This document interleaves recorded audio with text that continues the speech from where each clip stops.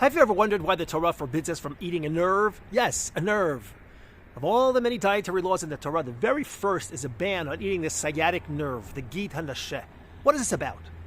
After Jacob receives Isaac's blessing, infuriating Esau, he flees for his life. 20 years later, he returns home, but he has no idea what awaits him. Is Esau still angry? Is he coming for revenge? In this week's parasha, Vayishlach, we learn that Jacob prepares for every possibility. He gathers intelligence, he divides his camp, he prays, he sends generous gifts ahead. Then comes the moment that changes everything. Jacob escorts his family across the Jabbok River.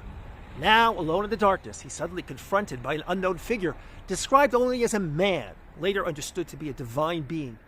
They wrestle, not for seconds, not for minutes, but all night. How? The Torah doesn't say. At dawn, Jacob gains the upper hand. His opponent, desperate to break free, strikes Jacob on the hip, dislocating it and leaving him limping. Jacob still refuses to let go until he receives a blessing, and he does. The name Israel, Yisrael, for you have struggled with God and with people and prevailed.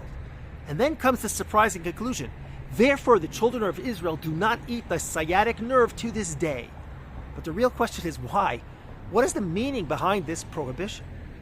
First, the sciatic nerve controls forward movement.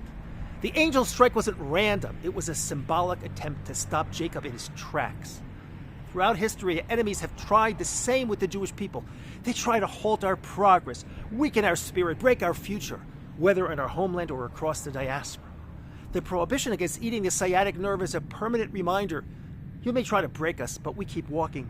We keep building. We keep living. Second, the ha-nasheh reminds us that spiritual identity is shaped through struggle. Yaakov becomes Yisrael because despite being wounded, he continues to fight through his pain. Wounds do not weaken our identity, they forge it. We carry our pain with dignity, and we transform it into moral and national resolve.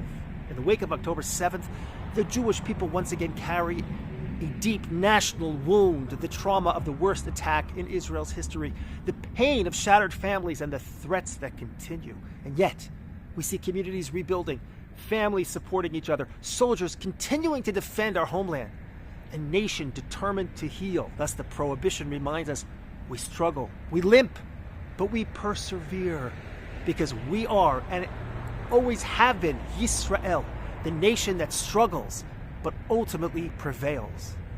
Shabbat Shalom. If you found this video meaningful, please like, share, and subscribe for more weekly insights.